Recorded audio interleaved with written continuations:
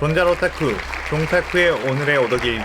오늘은 귀멸의 칼날 무한열차 편에 대해 많은 분들이 남겨주신 궁금증 중에 상현3 아카자 말고 다른 상현이 왔다면 어떻게 되었을까? 라는 게 있었기에 그것에 대해 이야기해보려고 합니다. 이 영상에는 원작의 스포일러와 주관적인 견해, 종타쿠 뇌피셜이 있기 때문에 그 점 유의하시길 바랍니다. 大丈夫ですか? 그럼 시작해볼까요? 무한열차 편에서 많은 사람들을 빡치게 했던 부분이었죠. 아니, 하연 1, 엠무 잡았으면 해피엔딩으로 끝나야지. 여기서 상현3 아카자가 왜 나옴? 씩. 그 결과로 우리의 빗주 최애캐 쿄주로님이 왜 무한열차에 상현이 등장했는지에 대해서 다룬 영상이 따로 있으니 궁금하신 분은 보고 오시는 걸 추천드립니다. 그렇다면 무한열차에 가장 가까이 있던 상현이 만약 아카자가 아니었다면, 그래서 다른 상현이 왔다면 어떻게 되었을까요? 일단 상현 1, 코쿠시보가 왔을 때를 생각해보죠. 코쿠시보 같은 경우는 세계관에서 전투력만큼은 요리이치 다음 정도이지 않을까 싶을 만큼 강력합니다. 반전 발현이 된 최상위권 주들 교메이, 사네미, 무이치로 이 3명 플러스 게냐가 붙어서 겨우겨우 이긴 수준이며, 이겼지만 게냐와 무이치로는 사망할 만큼 압도적인 강함을 가지고 있는 코쿠시보였죠. 이 정도의 강력한 상현이 무한열차에 왔다면 사실상 거기에 있는 모두가 죽었을 확률이 큽니다. 코쿠시보의 달의 호흡 공격 중에는 광범위한 참격 공격이 많기 때문에 쿄주로가 다친 탄지로 일행을 지키면서 싸울 수가 없죠. 코쿠시보의 공격 한 번으로 일단 탄지로 일행은 죽고 시작할 것이며, 쿄주로 또한 코쿠시보와의 1대1은 반전 발현이 안 된 상태이기 때문에 몇 합 안 돼서 쓰러질 가능성이 아주 높습니다. 당연히 코쿠시보는 아카자보다 높은 상현이만큼 결과는 뻔하죠. 그 다음 상현 2, 도우마가 왔더라면 어떻게 되었을까요?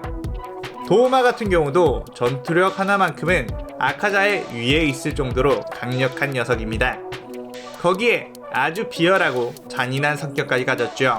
최종 국면에서도 시노부의 계략으로 인해 겨우 이긴 케이스이며, 시노부의 계략이 아니었다면 도우마 때문에 많은 희생이 따르게 되고 귀살 때는 무잔에게까지 도달하기 힘들었을지도 모릅니다.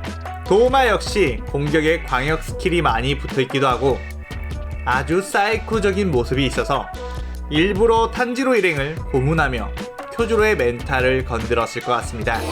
쿄주로는 어찌저찌 공격을 막을 수 있다고 해도 탄지로 일행은 무차별하게 공격당했겠죠. 그리고 쿄주로 또한 서서히 체력이 떨어져 최후를 맞이했을 확률이 굉장히 높습니다.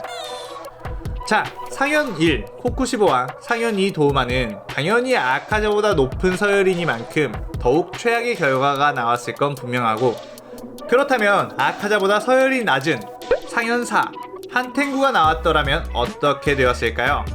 많은 사람들이 아카자보다 서열이 낮은 한탱구라면 쿄주로 혼자서 이길 수도 있거나 부상으로 끝나지 않았을까라고 생각을 하는데, 사실 한탱구가 왔다면 아카자보다 더욱 처참한 결말이 되었을 확률이 높습니다. 한탱구의 혈기술 히로에락은 검에 베이면 분열이 되는 특성이기 때문에 여러 마리의 분신이 생깁니다. 그 분신 하나는 분명 쿄주로가 이길 수 있지만 다쳐서 쓰러져 있는 탄지로 일행들은 그 분신을 막지 못하죠. 아카자 같은 경우는 굉장히 낭만적인 녀석이라 쿄주로와 1대1 승부를 즐겼지만, 한탱구 같은 경우는 아주 비열한 사이코이기에 그런 거 없이 모두를 공격할 가능성이 높습니다. 또한 쿄주로가 히로에락을 처리했다고 해도 조아쿠텐이 된다면 1대1 전투력으로는 조아쿠텐을 이길 수가 없습니다. 연주, 미츠리 같은 경우 반점이 발현되었음에도 불구하고 장기전이 되자 조아쿠텐의 몸에 상처 하나 입히지 못했으니까요. 또한 조아쿠텐을 죽이려면 본체인 한탱구를 죽여야 하는데, 한탱구는 어디에 숨어버릴 테고 그 한탱구를 찾을 인원이 없죠. 탄지로 일행은 이미 다 힘을 소진해 쓰러져 있을 테니까요. 그리고 반점, 내비치는 세계를 익히지 못한 상태라면 1대1로는 어떤 주도 상현사를 이길 수가 없습니다. 그렇기 때문에 아직 반점과 내비치는 세계가 나오지 않은 전개상 쿄주로는 한탱구가 나왔다 하더라도 최후를 맞이하거나 그에 준하는 부상을 입었을 것이고, 그와 더불어 탄지로 일행들 중 대부분은 사망할 확률이 높다고 생각이 됩니다. 고양이 인정? 인정! 그렇다면 상현 5, 쿄코가 나왔더라면 어떻게 되었을까요? 쿄코 같은 경우는 반전 발현한 무이치로에게 1대1로 졌기 때문에 굉장히 평가가 낮은 편에 속합니다. 하지만 여러가지 능력이 많은 혈기이기 때문에 상대하기 어려운 건 사실이죠. 일단 쿄코는 소환술과 물감옥술, 강력한 독이 있는 혈기술 등을 쓰는데 이것들을 어떤 식으로 활용하느냐에 따라 승패가 갈릴 것으로 보입니다. 일단 쓰러져 있는 탄지로 일행들은 그저 짐덩이나 다름없는 수준이만큼 쿄조로가 이들을 지키면서 싸워야 한다는 것이 아주 커다란 족쇄와도 같죠. 전투력 자체도 상현육 규타로보다 강하기 때문에 반전 발현이 안 된 쿄조로 입장에서는 본체만을 상대하기에도 꽤 벅찰 겁니다. 본체를 상대하랴, 혈기술로 소환된 소환술을 상대하랴, 아주 어려운 싸움이 되겠죠. 하지만 전투 센스가 그렇게 좋아 보이지 않은 쿄코이에 꽤나 신중하고 전략에도 능한 쿄조로가 상대한다면 모두의 중상 정도로 끝날 확률이 있습니다. 사실 반전 발현이 되지 않은 경우에 상현 5 정도를 1대1로 이길 수는 없을 것 같고 공격을 막아내며 버티는 것에 온 힘을 다해야 되겠죠. 그렇게 버티다가 날이 밝아 쿄코가 물러나는 전개가 펼쳐질 것 같다는 제 개인적인 생각입니다. 그렇다면 상현 6, 다키 규타로가 나왔다면 어땠을까요? 물론 다키 같은 경우는 유곽에 진을 치고 살기 때문에 무한열차로 파견될 일이 아주 희박하겠지만 만약에 나온다고 했을 때를 생각해봅시다. 다키 규타로 남매는 상현 중에서는 가장 약한 전투력을 가지고 있기 때문에 음주 우주이 텐겐과 아내들, 탄지로 일행들이 힘을 합쳐 물리칠 수 있는 정도였죠. 그렇다면 우주이 텐겐보다 전투력이 더 높은 쿄조로 같은 경우는 당연히 발라버릴 수 있지 않나? 라고 생각할 수도 있는데 또 그건 아닐 것 같습니다.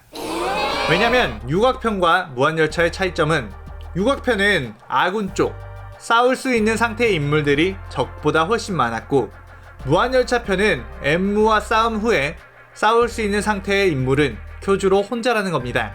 즉, 규타로와 쿄조로가 싸우고 있을 때 누군가가 다키를 막아야 하는데 그걸 할 수 있는 인원이 없죠. 심지어 그들을 죽이려면 동시에 다키와 규타로의 목을 베어야 하는데 체력이 빠진 탄지로 일행은 절대로 다키의 목을 벨 수 있는 상태가 아니었습니다.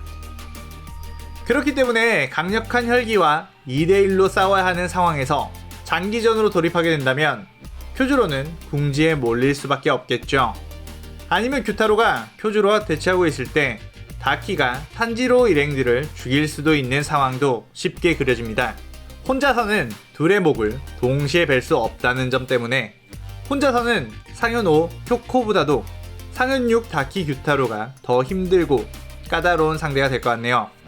총 정리를 해보자면 반전 발현이 아직 안 된 시점에서 상현과의 1대1은 대부분 최악의 결과가 있을 확률이 더 크고 그나마 상현 5, 쿄코 정도가 모두가 죽지 않고 부상만으로 끝날 확률이 높을 것 같습니다.